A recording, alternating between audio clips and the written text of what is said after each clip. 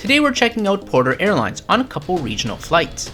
Porter is increasingly becoming a preferred airline for regional travel in Eastern Canada and beyond. And what makes them the go-to choice? Why jump on board to find out? Good afternoon from Ottawa, the national capital. It's been a couple years since we flew with Porter Airlines in the Porter Classic product, so I thought I'd bring you along today to see what's happening in 2024. We're off to Thunder Bay with a connection in Toronto, so come along as we go from A to B, and let's see if flying is still refined. Ottawa Airport is separated into two main sections, where the larger international airports in the country are separated into three. The airport houses US pre-clearance, and so American-bound passengers get their own area. Porter Airlines domestic check-in is wedged between the two other national carriers. I paid a visit to the kiosk to grab my baggage tag, but with the lack of automated baggage drop-off at YOW, one still has to pay a visit to the agent, so any time saved at the kiosk is lost here. Nonetheless, a few minutes later, I was on my way.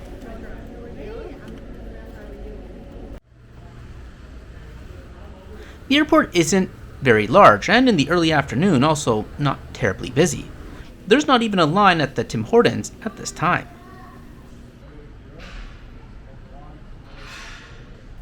Today we're departing from Gate 20 for our first flight to Toronto. Since Toronto has two airports, Toronto City indicates that we're headed for the Island Airport. One thing I like about Porter is that they're constantly expanding their network, especially with the introduction of their Embraer aircraft. In 2024, Porter increased the number of non-stop flights from Ottawa by adding these 4 destinations. We'll check out more of their expanding network when we check out their magazine on board. Anyway, the inbound flight was turned around quickly and boarding got underway soon after. As we make our way down the rather long jetway, I take a moment to welcome new viewers to the channel and encourage you to subscribe for continued travel and aviation related content. And a quick hello to all those who joined us from the previous Via Rail video. It was my best video to date with many positive reviews. Today we're seated in 18D. And for the best views on the Q400, you're going to want to sit in the rear of the plane or in the front, rows 1 through 8, avoiding rows 9 through 17. Furthermore, rows 9 and 10 have the propeller right beside them, and some, including myself, find the flicker of the shadow bothersome, and I avoid these 2 rows as much as possible.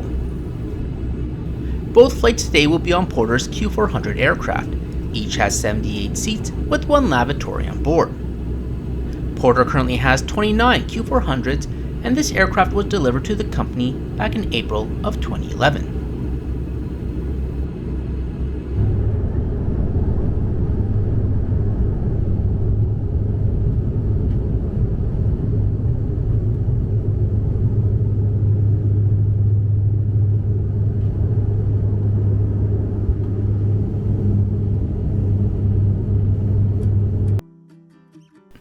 Our first flight is a quick 50 minutes to Toronto. We'll have an hour and 45-minute layover in the provincial capital before making the 2-hour trek to northwestern Ontario. Porter's Q400s are laid out in your standard single cabin 2-2 seating configuration with beige seats and blue antimacassars. The first 2 rows are dedicated as Porter Reserve with dark blue seats, but this is about as much as you're going to get with a Porter Reserve ticket on the Q400s. You can check out the full Porter review experience on board their Embraer aircraft, which we flew last year to Calgary, and would recommend if you can snag it at a good price. The Q400, no doubt, is relatively narrow and can feel quite packed when the plane is full, especially in winter when everyone has their gear.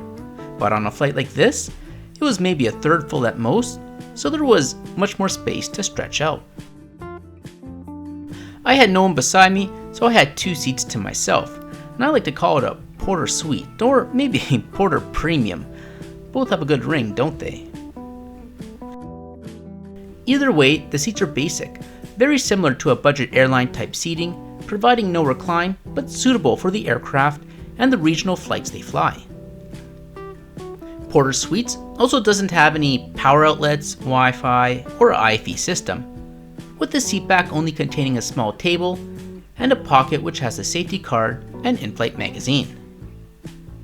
Seat pitch comes in at 30 inches, and with the bare design of the seat, there does appear to be plenty of space under the seat to store your belongings. One thing Porter prides themselves on is having no middle seat in their entire fleet, and you definitely won't find one should you be flying in a Porter suite. And above you'll find the only electrical component of the seat in the form of a reading light. Overall, the hard product has been consistent in Porter's Q400 fleet since their inception. The seat won't win any awards, but with the Q400 flights all being under 2 hours, it gets the job done.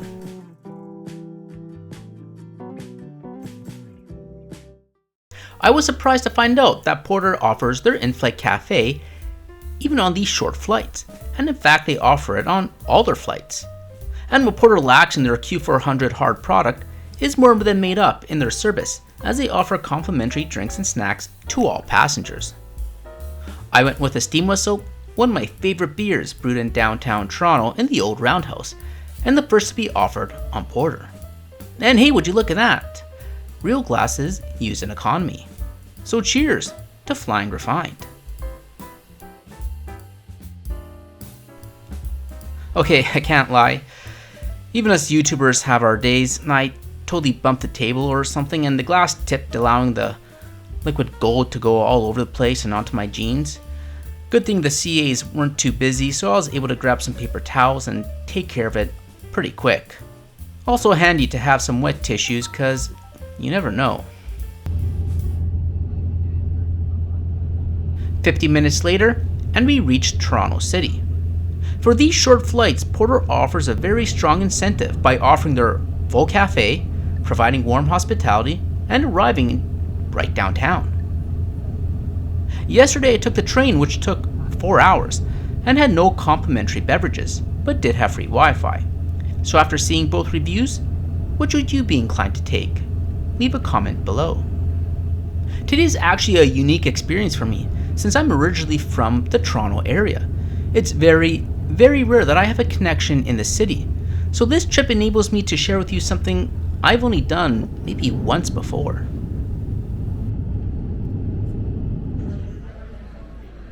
Alright, so we're back inside the small downtown airport with 2.5 hours to kill. What to do? Since we know that the Q400s don't have any in-seat power, I took the opportunity to charge the batteries up for the next flight. The airport physically acts more like a regional airport with a central seating area surrounded by shops and a lounge on one side with the gates on the other. Air Canada recently opened a lounge here in collaboration with Aspire. Unlike their Maple Leaf lounge, it is open to all passengers and entry can be gained in several different ways. And there's some food and beverage options, complete with Toronto pricing. If I didn't have the batteries to charge, I would opt to jump out of the airport and head to Tim's or Starbucks for a bit. There's even a grocery store nearby, all of which is about a 15-minute walk away. And of course, you can always enjoy the aviation outside. It is quite different from the larger airports, but the double pane glass, like in Haneda, does no one any favors. On to flight number 2, here we go, right around this corner. Hello, how are you? Good, how are you? Good, thanks.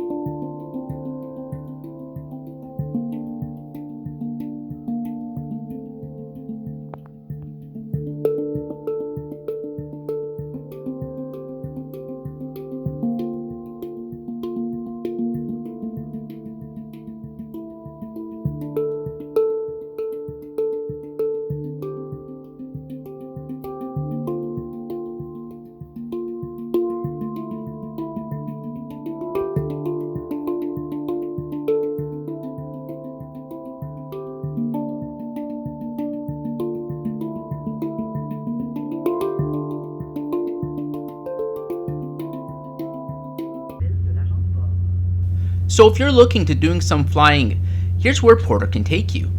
As I mentioned, Porter is always increasing their list of destinations, and so this map is already outdated as Porter now flies direct to San Diego and West Palm Beach. They code-share with JetBlue, which provides even more destinations in the States. The smaller Q400s are used to serve destinations in the Northeast, though some destinations here are served by both aircraft. The one disadvantage of flying Porter to the States from Toronto City is that there is no US pre-clearance, so customs must be done upon arrival in the States. This is not an issue if flying from an airport with US pre-clearance facilities. And just before we land, here's a quick look at the lavatory, which is as basic as you can get.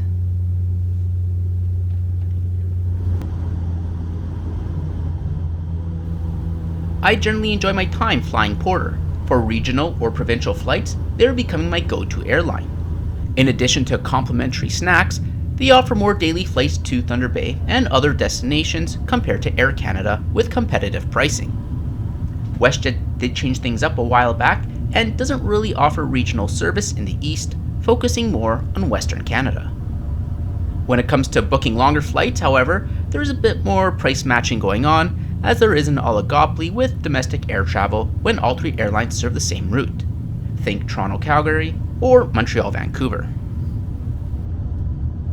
If you can get a ticket with one of their many sales, there is a very good value in their product. Porter's regional service offers a consistent product over the years. The only change I really found is the smaller can size on these flights. Their connection in Toronto City is also very easy and straightforward.